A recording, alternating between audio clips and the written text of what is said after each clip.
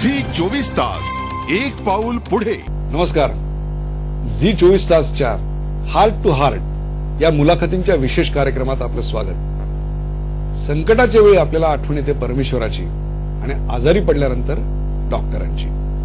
एखादी अवघड शस्त्रक्रिया करून आपली किंवा आपल्या नातेवाईकांचं जीव वाचवणारे डॉक्टर त्या क्षणी देवदूत असतात. पण अलीकडच्या काळात त्या देवदूताची काळी बाजू सुद्धा समोर आल्यानंतर खरोखरच या डॉक्टरांना देवदूत म्हणायचं का असाही प्रश्न पडतो. परंतु काही डॉक्टरांनी मात्र आपल्या कर्तृत्वानं आपलं देवदूतत्व सिद्ध केलेलं आहे. अशाच मालिकेतले एक डॉक्टर म्हणजे आजचे आपले प्रमुख पाहुणे आहेत डॉक्टर संजय ओक. डॉक्टर संजय ओक हे केईएम या रुग्णालयाचे प्रमुख तसंच मुंबई महापालिकेच्या रुग्णालयांचे संचालक आहेत. नमस्कार डॉक्टर.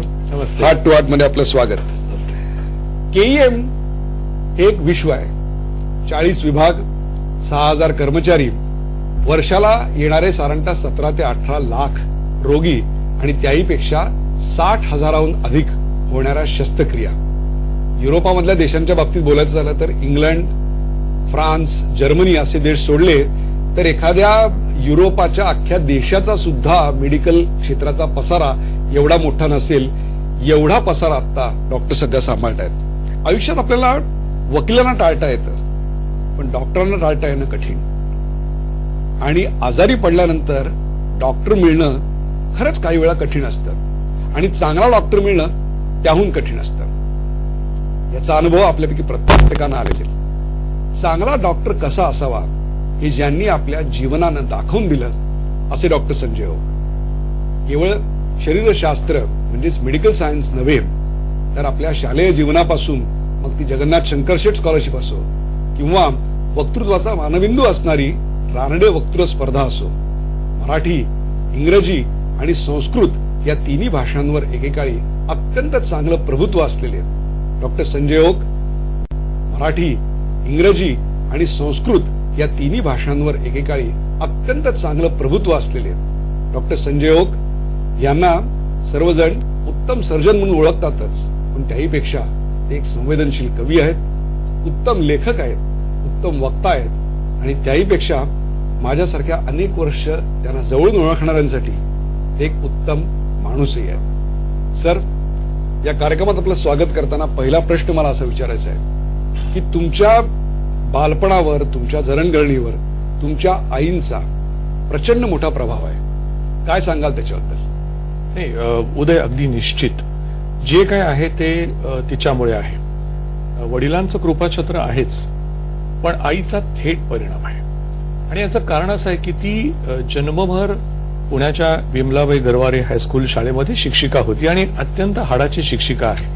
आजही मी जे जे लिहितो त्यातल्या पहिल्या शुद्धलेखनाच्या चुका ती काढते आणि अजून तुला महत्व लिहिता येत नाही हे रोज म्हणून दाखवते. म्हणजे अजूनही शुद्धलेखनाच्या चुका घरी काढल्या जातात? हो हो. प्रत्येक लेख, मग तो 2 पानी का असेल, त्याचे मला, मी तर नेहमी म्हणतो की पगार न देता टीकाकार माझ्याच कुटुंबात मला लाभल्यामुळे ते लिखाण चांगलं होतं. एवढं मोठं यश मिळाल्यानंतर तुमचे पाय जमिनीवर ठेवण्यामध्ये तुमच्या कुटुंबाचा खूप मोठा सहभाग आहे? प्रचंड. मला नेहमीच असं वाटतं की घरातली सगळ्यात मोठी शिदोरी जर कुठली असेल तर ते बालपणामध्ये झालेले संस्कार.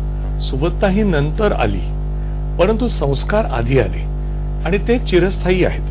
आणि म्हणूनच काहीही मिळालं तरी हात आभाळाला टेकताना सुद्धा पाय जमिनीवरच असले पाहिजेत हे निश्चित आहे. दादरच्या खांडके चाळीत तुमचं बालपण गेलं, त्यानंतर पुण्याला वाडीजवळ एका संमिश्र अशा लोकवस्तीत तुमच्या वडिलांनी घर बांधलं. तिथे तुमचंही बालपण गेलं, तिथे तुमचं शिक्षण झालं.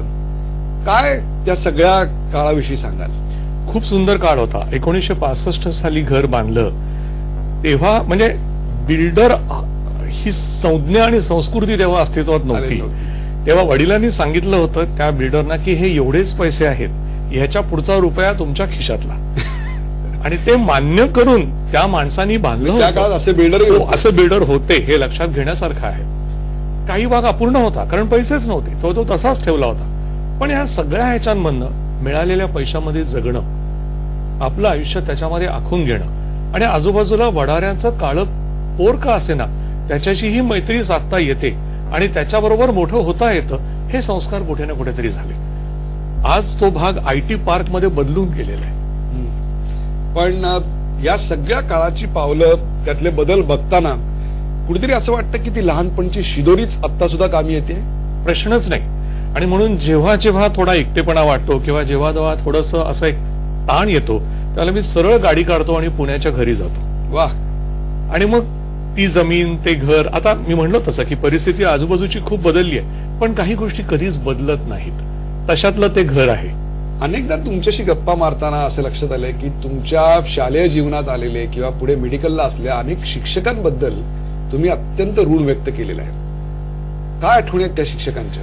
नाही, माझं अगदी प्रखर समजूत आहे की एखाद्या व्यक्तीचं आयुष्य, मग ती व्यक्ती कोणत्याही क्षेत्रातली का असेना, कदाचित अभियांत्रिकी असेल, व्यवस्थापनामधली असेल, ही सुरुवातीला आई वडील आणि नंतर शिक्षकच घडवतात.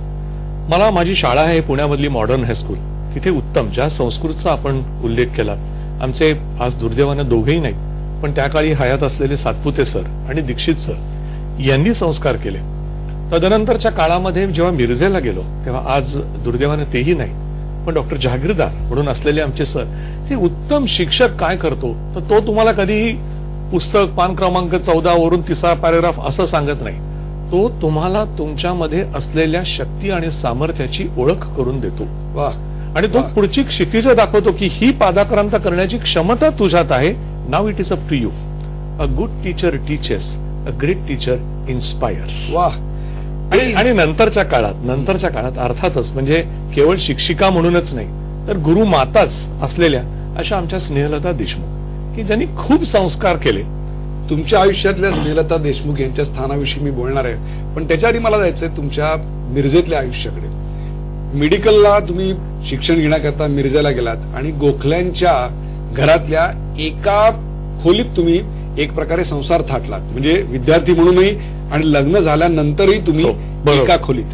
हा एक प्रचंड साधेपणाचा संस्कार संपूर्ण तुमच्या आयुष्यभर तुम्हाला जवळून ओळखणारे सांगतात की कधीही डॉक्टरांना प्रचंड छानछोकी करताना बघितलं नाही. काम करणे, रुग्णांची सेवा करणे. मला तुम्ही सांगा, मिरजेचे दिवस आणि त्या दिवसांनी तुम्हाला काय शिकवलं? सुंदर दिवस होते. जेव्हा मिरजेला ऍडमिशन मिळाली तेव्हा खरं सांगतो उदय, मिरज कुठल्या बाजूला आहे महाराष्ट्रात ते सुद्धा माहिती नव्हतं. रात्रीच्या 10च्या सह्याद्रीमध्ये मी आणि माझी आई कसेबसे घुसलो, मिरजेला पोचलो.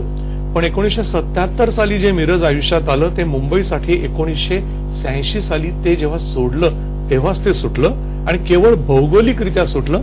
मनातनं मिरज अजूनही सुटलेलं नाही. वा. मिरज होतं म्हणूनच आज मी ज्या पदावरती आहे त्या पदापर्यंत मी पोचू शकलो, ही माझी श्रद्धा आहे.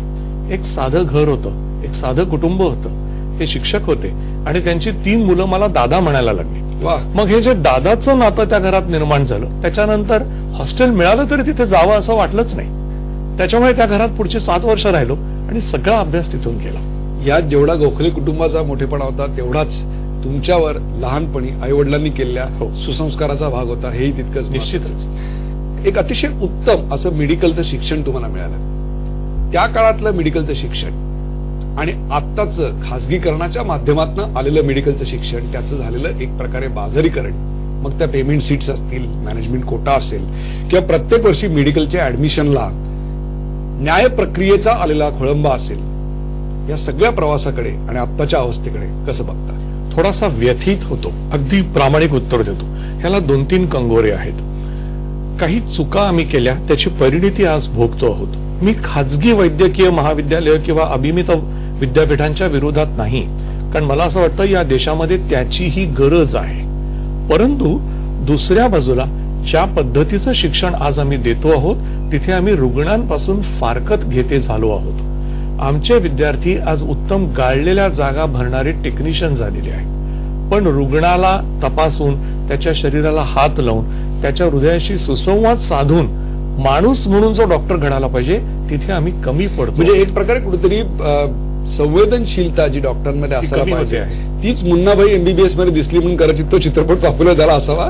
मला असं वाटतं Munnabhai MBBS has been one of the best satires that has ever been made on medical profession, आणि त्यातनं खूप काही घेण्यासारखं होतं. त्यांनी ती वस्तुस्थिती एका वेगळ्या चष्म्यातून आम्हाला दाखवली, पण ती सत्य आहे हे नाकारता येणार नाही. खासगी मेडिकल कॉलेजेस असावीत, खासगी मेडिकल कॉलेजेस असावीत, आणि याचं कारण सांगतो. कधी कधी काय होतं की फक्त अर्धा मार्क कमी असतो 1 मार्क कमी असतो, मग तिथे सांपत्तिक स्थिती असते. दुसरी गोष्ट असा विचार करा, आज तुम्ही कोणत्याही परदेशामध्ये जा, शिक्षण अजिबात स्वस्त नाही. तेव्हा ते ज्यांना घेण्याची क्षमता आहे त्यांनी ते घ्यावं. खासगी वैद्यकीय महाविद्यालय काढताना त्याच्यामध्ये क्रॉस सबसिडी मॉडेल्स इव्हॉल्व्ह व्हायला पाहिजेत. काही सीट्स मेरिटोरियस मुलांना नॉर्मल फी मध्ये द्यायला पाहिजेत. हे होत नाहीये, ह्याचं मला वाईट वाटतं. झी 24 तास एक पाऊल पुढे.